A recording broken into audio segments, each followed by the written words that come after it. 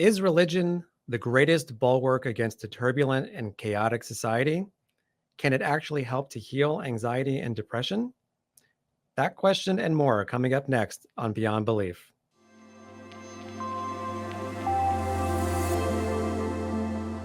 Please welcome to the show Dr. Erica Commissar and Dr. David DeSteno. Hello, how are you? Thank you so much for being here. Let's just jump right in. Dr. Commissar, you had a great article in the Wall Street Journal a number of weeks ago, and a provocative subtitle, which said, "Don't believe in God? Lie to your children." And I wanted to ask you a question, which is, my presumption is in your home, you teach your children not to lie. And I'm just wondering, do you feel that there's any kind of inconsistency there? Do you have any concerns about parents not telling the out and out truth to their children in general? So, obviously the title was meant to be provocative, and there is a line in the article that's about lying. But if I had said what I really wanted to, and the nuance of it, which is that parents have to use their imaginations to help their children to cope with loss, I don't know that they would understand it, most parents. So, and that's explained in the article. But of course, it's pithier to have the grabbing that lie issue. No, you don't want to lie to your children in any other circumstances. And what I would say is that when we tell our children about our beliefs about loss and mourning and death, for those of us who have faith, it's not really a lie, but it is using our imagination, because we really don't know for sure what happens to us after we die. So we have to use our imaginations, and it's magical. And so, yeah, the nuance of the word lie in this case is to say parents need to use their imaginations to come up with a narrative that is comforting in the face of loss. Okay, and if I could just expand on that for one more moment. So to be clear, you're saying that even atheist parents who are quite sure that there is, unfortunately, their children are not going to find anything, in the ultimate end, you think that they should still tell their children that there is something else in the hereafter for their own emotional well-being. Is that correct? So the permanency of death for an atheist, that we turn to dust and we become part of the earth, is too much for a young mind to grasp. And it's quite overwhelming, because they can't grasp the permanency of the loss. And I would say most adults that I treat couldn't grasp the permanency of the loss. I mean, I'll bring my father-in-law into it and say he's been, raised Jewish, but a lifelong kind of disbeliever, should I say. And as he gets older and closer to death himself, he's actually starting to grasp some faith, because even for adults, the permanency of loss with nothing at the end is too overwhelming for our human psyches. Yeah, I could certainly appreciate that, and it seems intuitive. And I think it's the fascinating part for me is the work that you're both doing, and many others seem to be cropping up, is an acknowledgement that is a viable approach, as opposed to let's call it the hard atheism of the past, that there is some malleability that seems to be replacing it, which I think is encouraging. And Dr. DeSteno, I have a question for you as well, based on your article in Wired, which I recommend that people go and read it as well. Just to quote you for 1 second, you say, "In the 20 years since I began this work, I've realized that much of what psychologists and neuroscience are finding out about how to change people's beliefs, feelings, and behaviors, how to support them when they grieve, how to help them be more ethical, how to let them find connection and happiness, echoes ideas and techniques that religions have been using for thousands of years." Could you expand for a couple of moments on what ideas and techniques you mean? Yeah, I think if you look at the data, saying that you believe in God doesn't predict much, but it's people who engage in the spiritual practice of their faith, going to temple, going to church, engaging in meditation, engaging in the rituals of the liturgical year, or whatever the rhythms are in your faith. Those are the people who, on average, live longer, healthier, and happier lives. And as a scientist, you have to follow the data and say there is something there. There are tools there. And I think if you think about religion, it is what you believe, but it is also what you do. And in that doing, in the way Jewish people sit Shiva, in the way Shinto religions welcome children into the world, in the ways that Ash Wednesday or Yom Kippur remind us that life's length is a gift, not a guarantee, it's actually leveraging parts of our psychological mechanisms. It's speaking to the mind on a language that goes below our conscious radar, and it's helping us deal with these challenges of life. And just to comment on the question that you were saying earlier, I think it's important to realize that atheism is a belief like anything else. It relies on faith. That is, that in this corner of the universe, probability favored us for life to begin. There is no test for the fingerprint of God. Even Richard Dawkins, one of the foremost atheists around, he doesn't know, he can't know for sure if God exists. He sees no evidence of it. And so my argument is really, let's not argue about what can't be proven. Everybody's ism is to be respected: Judaism, Buddhism, Catholicism, atheism. But let's look together and work together at how these practices enrich life, right? We know through science that meditation has many benefits, but it can't be the only spiritual practice that does. And so what a lot of my work has been focused on, especially in this book, is to explore how those rituals across the lifespan help us deal with mourning and loss, morality and meaning. Yes. Well said. And I have read your most recent book and really enjoyed it. And then we're going to put that up on the screen for people to check out. I think both of your work is very important in along these lines, and people should be aware of it. So I encourage people to check that out. Back to Dr. Komisar for another moment. So quoting you, you say that a declining interest in religion has proved disastrous for millions of vulnerable young people. So I think the sentiment would be surprising for a lot of people. In what way is it disastrous? And is the corollary to this that secularism itself is emotionally damaging? Well, there's a number of reasons why religion or faith in something greater than yourself or someone greater than yourself is important. But some of the importance of religion is about faith in God, and some of the importance of religion is about community. When I go to temple on a Friday night, it's as much about me having a conversation with God as it is about me being amongst other people, singing the same prayers, communally feeling a feeling together. And that's as important as feeling a supportive community of people I see on a weekly or biweekly basis, is as important as my belief in God and my conversation with God. So some of what we're denying our children is the imaginary, if you want to say God is your imaginary friend. So we talk a lot in psychology and child development about imaginary friends and the importance of being able to use your imagination to summon up support, to summon up kindness, to be able to summon up acknowledgement. So what is God other than is always with you when you need him or her, however we perceive of God.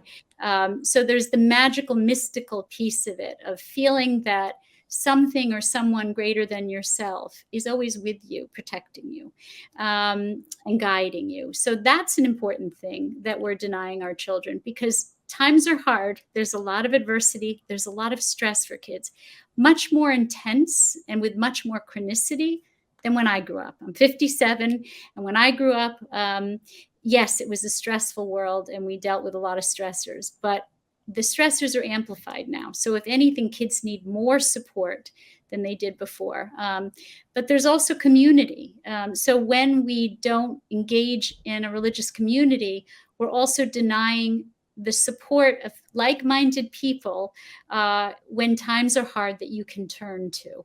And so, the social isolation, the more virtual friends than real friends, that's a very important part of, there was a study that came out, which was in the article, a Harvard study, that said that kids who went to religious services or whose parents believed in some, or belonged to some kind of religious community, didn't matter which religion, those kids did better long term with their mental health. They had less anxiety, less depression. There was a lot of outcomes, more communal community service, more communal activism, more hopefulness, less despair.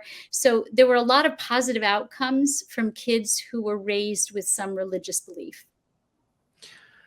I'd like to get more into that as we go. Also, you both note that in your work, the importance of community and the importance of ritual in fostering positive mental health. And so we'll talk more about that. But it's a very good point.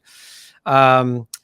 DeSteno, you've noted that rituals, customs, and the sentiments of religion are the result of a kind of experimentation, as you call it. So I think this is one of the ways in which many people believe that science has a huge leg up over theology in general, is that science does the experimentation and religion does the dogma. Mm-hmm. So would you be able to explain what you mean by the religion does experimentation? Yeah, I mean, it doesn't do experimentation in the sense that we do. It doesn't run randomized controlled trials. Religions aren't imaging people's brains.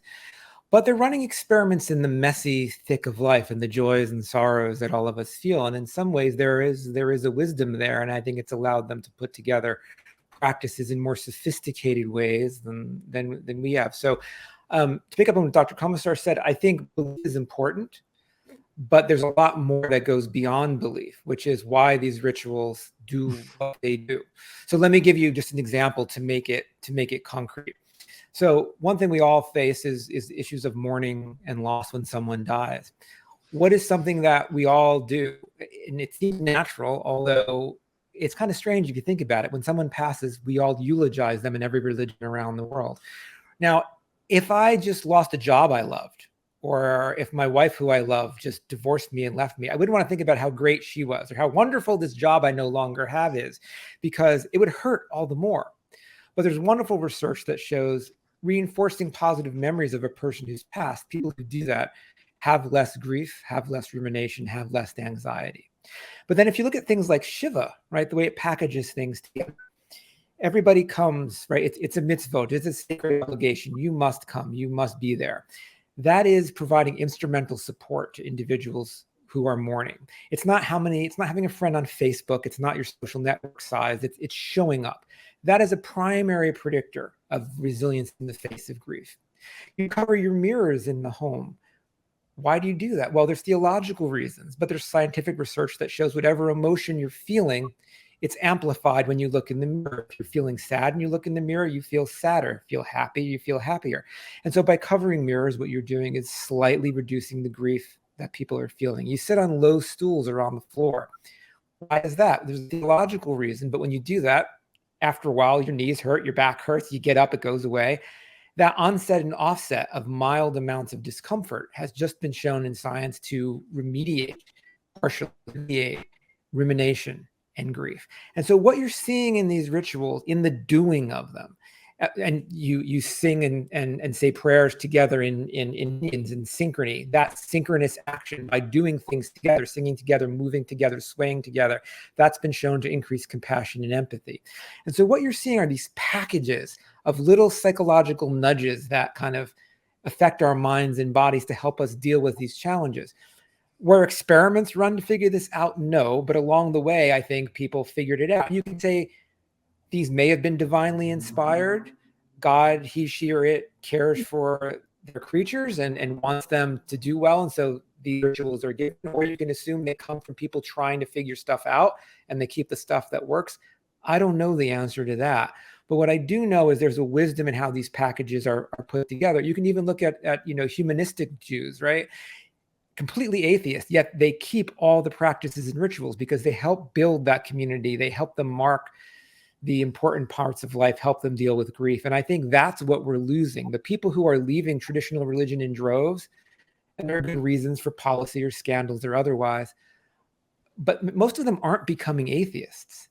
They're looking for new ways to be spiritual because I think they're realizing at some level they're missing these tools that help them deal with life's challenges. Can I just add something to that and say Sure. that Judaism, over 5,000 years of experimenting has helped us. I mean, we have such a long history of trial and error. So I think that's interesting what you said about being experimental. And also the mirrors. I just want to mention something about the mirrors. So when we're grieving, when we're feeling loss, we need to look into a human face, not into a mirror, because if we look into a mirror, we're actually mirroring ourselves, like narcissists, right? Like what at the root of the term narcissism is narcissism, the Greek myth, right? So the idea of getting trapped in your own sadness. Whereas if you look into another person's face and they reflect your sadness, then you feel comforted and you don't feel alone. So the idea with Shiva is to have people reflect your sadness with the sadness in their face, not a mirror which makes you feel alone and trapped with your own sadness. So I just wanted to add that. I thought that was interesting, what you said. Yeah, great point. And actually, Dr. Justino, just to follow up on what you were saying before, I think you described these concepts with the term spiritual technologies, which I think is a great term. I'm wondering, in your way of thinking, how these spiritual technologies are related to the world of psychology specifically. Yeah, just to be fair, let me acknowledge Krista Tippett, from whom I got that term, and I use it because I think it is a great term, right? A technology is something that allows us to achieve a goal without us maybe understanding exactly how all the moving parts work. And I think what these rituals are ways to do that. I think it is, there are when we chant, when we sing, it's been shown, if you're a Christian, when you say the rosary, it's been shown to slow our breathing rate, right? And when it slows our breathing rate, it slows our heart rate. It's a signal to the brain that everything is calm, everything is safe, we can connect, we can expand. And so all of these things are leveraging mechanisms of our psychology. Well, I think anyone, of course, understanding at the time these were developed, understanding the neuroscience or the psychology of why these worked. Yet, I have a friend who's a Reform rabbi, and he says, remember, it's reform, not reformed. That is, it is always in the process of change and correction. And I think, many religions, do the same. I think they're finding things that work and they're going with them, and you don't need to understand the science behind them. That's where folks like me come in. But I think that's how they were developed. But it also can cause a scramble right now, as we're doing things more and more virtually. If you're sitting Shiva now virtually, your face is right there. You can't ignore it. And all these mechanisms that these rituals have for being co-present with one another, and that moving together and singing together, most of that probably does not work virtually. And so I think we're in another point now of time where we need to kind of reconfigure some of these rituals work. Okay. Yes. I think people have done their best, over the last 18 months or so. I have attended multiple weddings and Shivas and all kinds of things online. And there are some advantages and some disadvantages, but I tend to agree that nothing replaces being together and in person. And I think a lot of people are sorely missing that. And I hope that it, returns soon. But speaking of, difficulties in society, Dr. Komisar, you wrote a pretty intense quote, I think. You said, "Today, the U.S. is a competitive, scary, and stressful place that idealizes perfectionism, materialism, selfishness, and virtual rather than real human connection." And then you say religion is the best bulwark against that kind of society. Again, I think a lot of people who are not religious would find that a surprising sentiment. Would you be able to explain how religion is the bulwark against that? Well, again, I think most religions, and it doesn't matter which religion, but most religions promote kindness, generosity, service to the community. I mean, in Judaism, it's one of our pillars, right? Is really healing the world, and so, that is probably one of the pillars of most religions, if not every religion. So, that communalism, that kindness, that generosity, I think that's a very important part of at least for children in terms of their mental health. To not feel alone, to feel that they're part of something bigger than themselves.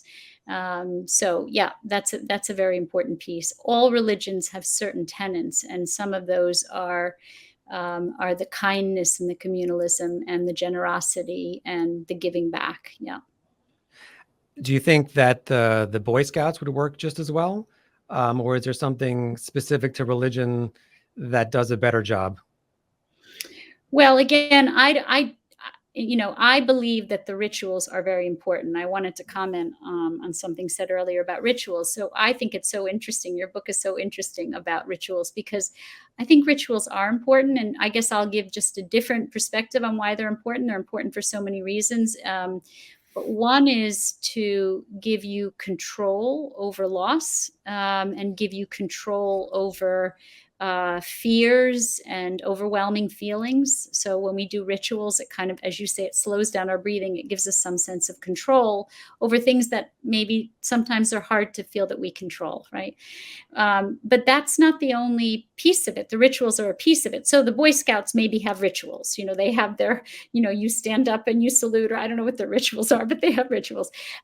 But what they don't have is a belief of a higher power that is guiding and supporting and with you. So in the field of psychoanalysis, we call it a good enough mother. So can you have a good enough mother or good enough father, we'll say, not to be sexist, if you don't believe in God? Sure, you can, but there's something that is synthesized in the belief in God, that is neither mother nor father. Even though I think in Judaism we think of God as a he, I'm not sure, but maybe I'm wrong. I'm not a rabbi, but in a way, God is a synthesis of mother and father. It's sort of the best of both. It's the top hits, right? It's the best of mother, the sensitive, empathic, nurturing.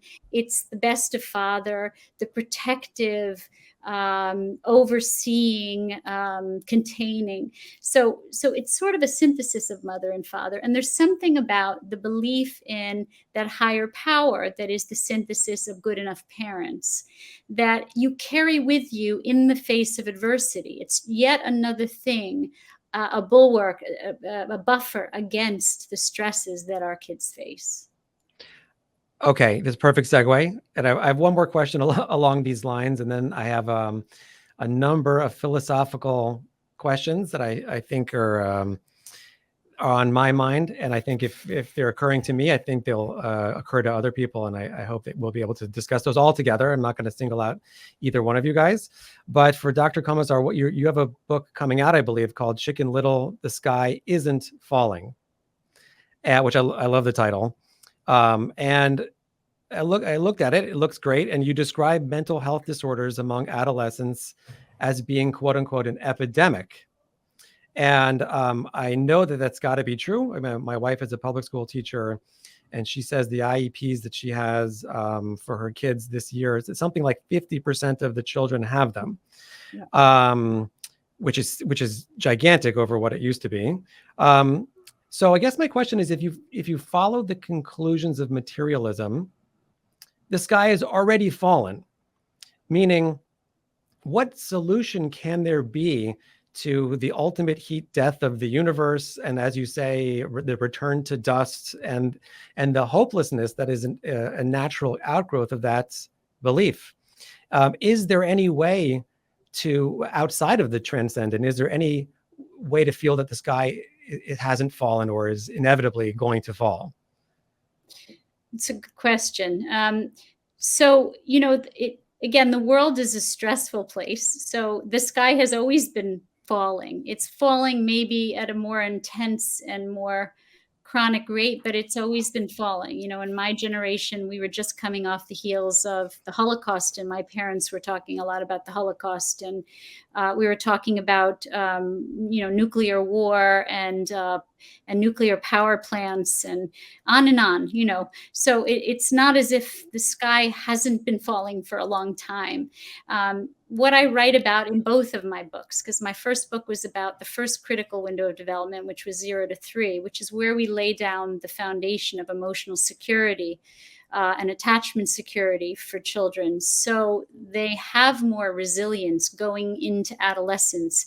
So even on a good note, even in a normal way, adolescence is considered a trauma and an adversity. It is hormonally, neurologically, socially a trauma for kids. And so even if everything goes well, it's quite an adversity. But you take a child who hasn't had that early kind of foundation of emotional security, and they're much more fragile and vulnerable to the sky falling. So one of the reasons that I wrote the second book was to say, well, if you missed the first window of laying down the foundation, in adolescence, you have a second critical window of brain development, 9 to 25. It's much longer than we thought, starts earlier, ends later, where you have the ability as a parent to counter the sky falling, to help to regulate your child's emotions, to build resilience, to create that emotional security. You have another window. After 25, you don't. So, but in that period, your children need you much more than you think they do, much more than they seem to help balance their emotions and give them hope. So hope comes from it doesn't come from school. It doesn't come from our president. It doesn't come from society at large. It certainly doesn't come from social media. It comes from the family. It comes from hopefulness and belief in parents, because those are our primary caregivers. And a lot of parents are walking around with anxiety and depression, and some of them are untreated, a lot are untreated, and they are passing down generationally the lack of hope that you're describing. Yes. Okay. I understand that, and I look forward to reading it. When's it coming? Well, the first book has been out for a number of years being there. The second book should be out by the beginning of November. Okay, great. Coming right up. And I realized I do have one more question for Dr. DeSteno, which is I was fascinated by your research on meditation. And one of the discoveries, one of the conclusions that you draw is that it makes people kinder and less likely to take revenge. Mm-hmm. And I guess my question is, why should it be that one leads to the other? How is it that meditating should make somebody kinder? Why wouldn't it just do the opposite? Why wouldn't it make somebody more self-focused? What is it that promotes the altruism when a person meditates? So if you talk to the Buddhist lamas, what they will say is that within each person is a diamond that we have to clean the soil from, and it is precious and it is wonderful and it has love. But they will say that meditation is a tool, and if it is combined with a view of morality that is me, then it can amplify that. However, if it is combined with a view that one should be a good person, what it does is it strips away lots of those illusions we have of who is worthwhile for our care, right? It makes us see everyone as interconnected. And that's an important point, because before, when you were talking about, is religion good or bad? And some people might object to that. One of the things we have to be careful of religion is that, yes, we care more about those who are in our in-group, but it can cleave very strongly against those who are in our out-group. And so that's why it's really important to make sure that that generosity and kindness extends beyond it. But in our work, what we find is that after 8 weeks of meditation, people will spontaneously go to help someone who they see in pain. We'll set up situations where there are actors using crutches and their feet and ankle boots looking like they're broken, looking in pain, or people who insult them, and we see how they react to them. And it is clear that by allowing you to have that moment of pause when you have that emotion, to recognize that response and sit with it rather than automatically respond to it, and to begin to form a sense of equanimity, which is that we are all equally in need of love and connection, it tends to shift people in that way. And I think that's the benefit here, right? Is that these are tools. And so I guess I disagree a little bit with Dr. Commissar in that belief is important, but it is certainly not necessary, right? We have work in our lab when individuals are made to feel grateful. They cheat less, they become kinder. What do you, if you're an observant, Jew, every morning you get up, you say the Moda Ani. Thank you for letting me be here another day. You might even engage in the 100 blessings of the day, which are giving thanks to God for all of these wonderful things that you say. In that, what you're doing is cultivating a sense of gratitude. And we've been able to show that when you do it toward God or do it toward fate or do it toward whatever, it shapes your behavior in more virtuous ways toward people. And so I think what these rituals are doing is telling us how we should behave to succeed in this world, but giving us tools by altering our physiology and our emotions that push us toward those outcomes. Can I just Okay. add? Yeah, I wanted to add Yes, something. please. So with my patients and my experience is that for patients who are depressed, who meditate, it can often feel like looking in a mirror while you're sitting Shiva. Because you're very much alone and looking at your own reflection, as opposed to, well, you could say belief. Belief is that there is some being out there, so you're not alone. Is more like looking in the face of another person, or literally looking at the face of a therapist, where you're looking at the face of another person. And this is the problem in how we westernize it, right? So now people are sitting home alone, meditating, listening to Headspace or whatever it might be. And there are benefits to that. I'm not saying there aren't. But traditionally in Buddhism, you'd be part of a sangha or a community.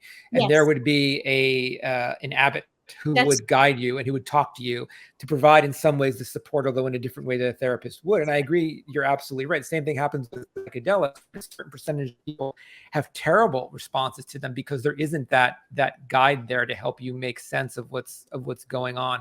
And that's why I think as we don't respect the traditions in the way they were originally designed, but pull pieces from them, we have to be careful in doing that. And I think that's what you're seeing with some of this McMindfulness now. I think you're absolutely right.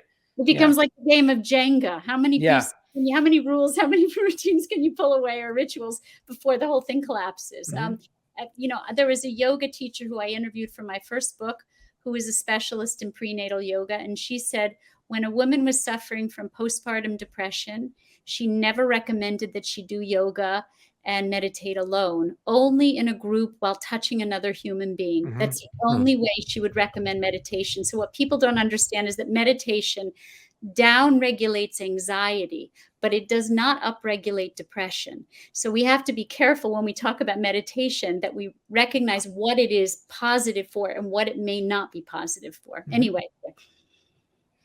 Great answers all around. And now I'd like to open the floor to whoever would like to respond. I freely admit that these questions are for me and my benefit. There was a popular book in the 50s called The Courage to Be by Paul Tillich of Harvard, I believe. And in it, he explores a variety of different forms of theology and their possible benefits. But he also, to me, fascinatingly deals with atheism. And he describes atheism as requiring a certain courage to accept it and to be able to process that that's the reality, that's the conclusion that these people have come to. And that made me think about Nietzsche. And I hunted around for a quote that I thought was appropriate, but this is what he said. He said, "Why morality at all when life, nature, and history are non-moral?" Meaning, Nietzsche was I would call him an unhappy atheist. He wasn't happy with what he discovered. He followed the evidence as he saw it to where the conclusions that it led to, and wasn't delighted.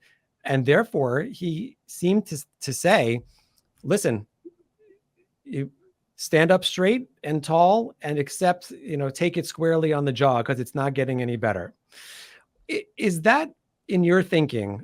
a viable alternative to the solutions that you're proposing for people who don't have faith, who just may not believe for whatever reason? Is it viable to just say, well, it's not great, but it is what it is, and I'm going to just simply be happy with being able to take it for what it is? Well, I wrote in my articles, that nihilism is a fertilizer for mental illness. So, and I'm a psychoanalyst. So there's a lot of psychoanalysts that get the reputation of not believing in religion or not having faith.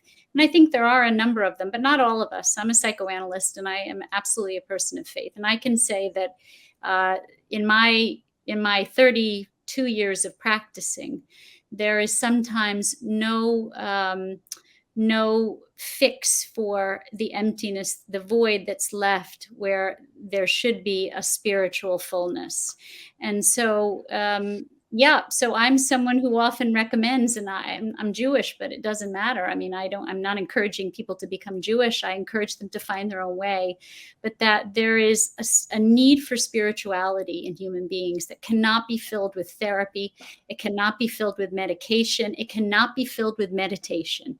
There is a need for, now, meditation alone, mind you, because the meditation that you're talking about in Buddhism is part of a religious process, right? Most people just disconnect the meditation. They're not Buddhist. They don't believe anything that's Buddhist. They just are meditating, right? There's picking the pieces apart. But so I believe that the belief in nothing is actually good fertilizer for anxiety and depression. I don't know. Nietzsche said, God is dead and we have killed him, and basically everything's going to hell. It wasn't as bad as he thinks it is. Society didn't crumble, our morals didn't all go away. But yeah, I agree with Dr. Komisar that there is this yearning that people have for not being fulfilled, which is why I think we see religion everywhere we look. Almost every culture that exists has it. The question, though, is what does it mean deeply? Is there nothing left? Because in some ways, if you look at the most religious folks, the folks who engage in real kind of mystical practices, whether we're talking about Jewish mystical practices, Christian mystical practices, Buddhism, they all talk about the ultimate dissolution, right, into connection with God or with the universe or with whatever it may be. And so I'm not sure what type of belief, if it has to be this kind of anthropomorphic belief that I myself go on in this way or not. But I think what religions also do is they help us be happier when we're here. And one way of doing that is thinking about and contemplating your own death. It's strange when you think about, we just came out of not me, I shouldn't say we, I'm not Jewish, but out of the Jewish days of awe, right? And then on Rosh Hashanah and Yom Kippur, kind of the start and the end of life symbolically, Unatana Tokef is said in both. And it's, who's going to die before next year? Who's going to die by sword, by flood, by fire, by plague, all of which we have seen happen. And it happens right before this period of self-reflection. Same thing in Christianity. You have Ash Wednesday when the priest put ashes on your head, and from dust you came, to dust you will return. And it's before the Lenten period, which is a period of self-reflection. And what we know in scientific research is when you make people feel they have a shortened time horizon to death, or death may be closer than it might otherwise be, it reorients their values, right? Turn away from, how do I maximize my career? How do I get ahead? How do I get new abilities and skills for connection, service with people they care about? And ultimately, that is what brings happiness and brings security and brings resilience. And so in contemplating death, whatever we think about what's going to happen after, even though it's gloomy in the moment, it reorients our values toward what does bring true happiness and security while we're here. And I think it's just those bits of wisdom that you see repeated over and over. Buddhists meditate on death. Oftentimes they'll meditate sitting at a corpse, watching it rot, because it helps us figure out what is important in life while we're here and to enjoy that. So another question for both of you then is, given this reality as you see it, just thinking, how everybody discovered that WhatsApp is really useful and everyone got it, and then it became, or the app Waze, this amazing way of navigating.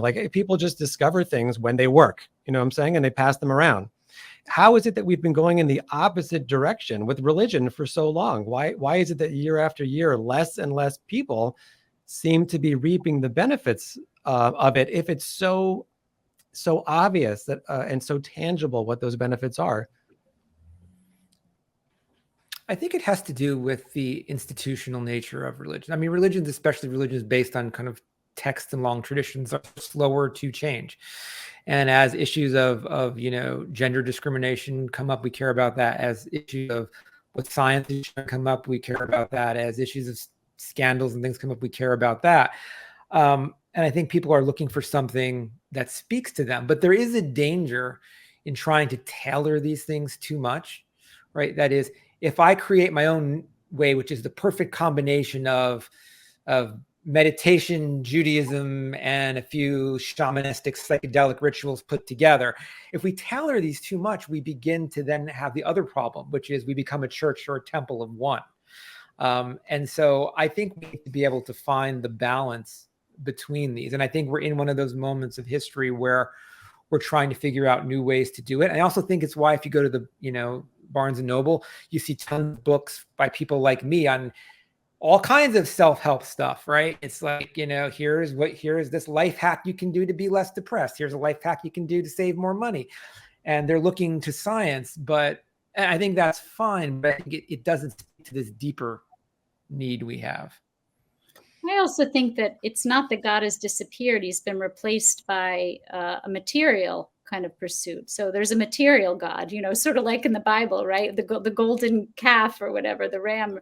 So, the idea is that I think, people have become obsessed with sort of the idea of materialism as being super satisfying, that if we just work harder, make more money, get more stuff, have more resources, as a society, we're going to be happier. And there's lots of studies. The Harvard Grant study that shows is the biggest one and the longest one, multi-generational, that shows that it isn't material, success or material things that make you happy in the end. Mm-hmm. It's actually relationships and connection. So, I think we're a more disconnected world than ever before. And I think some of that also has to do with the diaspora, not the Jewish diaspora, but the modern day diaspora, which is that people were connected to their religious communities in the communities they grew up in. And then when they started floating around the country and the world, they started losing their connection to the communities, their religious communities that they grew up with. It's not uncommon as a Jewish person who has kids in college elsewhere, for when the kids are home, they're going to religious services with us and being observant. And when they're out at college or in the world, they're not. And so there's something about the dissolution of the communities of origin, and the fact that somehow we see it as a rite of passage in our country to be in diaspora, which is kind of what we call neurotic repetition of what happened to us as Jews, because, wasn't necessarily a good thing. So anyway, I see that as part of the issue too. There is a hopeful sign though. Right now, after all we've been through for the past 2 years, we're in the midst of what's now being called the Great Resignation, right? People are leaving their jobs in record numbers. And it's not, if you look at the data, it's not that they're all trying to get higher paying jobs or higher paying status. I think a lot of people are really reevaluating how they want to spend their time.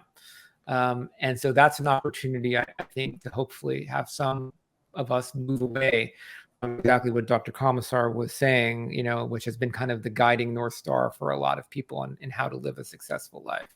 And a lot of people have gone home. I mean, it's interesting. A lot of people have left their urban kind of adventures, particularly young people, and have gone back to their homes where their parents live, or, the towns where they grew up in. And, you're more likely to participate in those services when you're home. I mean, that's just the reality. Well, I see we have come to the end of our time, but I wanted to thank you both very much, not only for being on the show today, and I encourage people to hit that subscribe button and to stay abreast of all that we have here at AISH, but also just for the work that you're doing in general. I think it's extremely inspiring, and I think it's critical So I wish you all the best in all your endeavors, and you should keep teaching and writing and helping people to understand these very important ideas. Thank you so much for being here. Thank you. Thank you. For having us.